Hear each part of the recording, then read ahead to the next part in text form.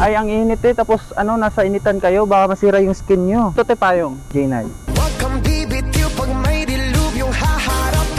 So, sinong mas matangkad sa atin tatlo kaya, no?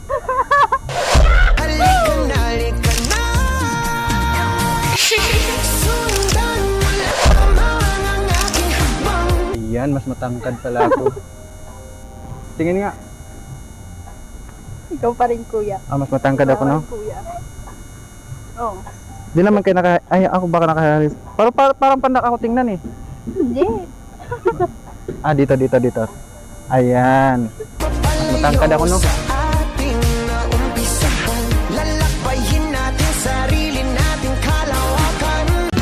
Nagsimula sa simple na pasulyap, sa ulap nagpapapansin sa'yo. Umabot sa palitan ng mga mensahe, kilig na kilig ako.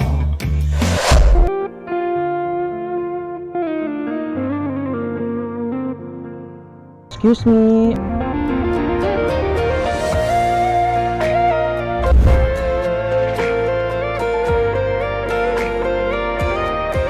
Ay ma'am, baka mainitan po kayo. Sana naman ay mapagbigyan at mapakinggan ang tibok ng puso. Thank you po. Actually, Oh, sayang nga po yung balat mo eh.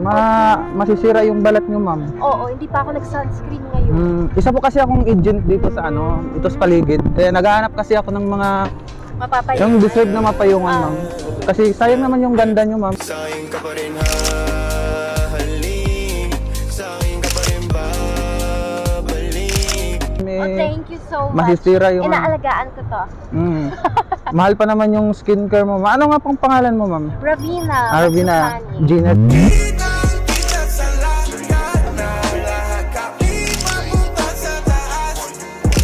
Kasi baka nga masisira yung balat nyo. Ang ganda pa ng balat nyo. Opo. Sobrang kinis, tapos mainitan kayo. Bawal ka dito, ma'am. So, dalhin kita sa may, hindi mainit na lugar.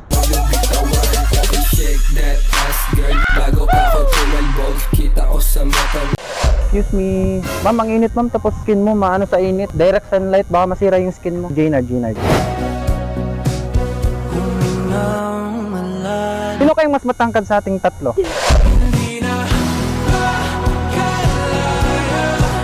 Yan, ganun mo nga.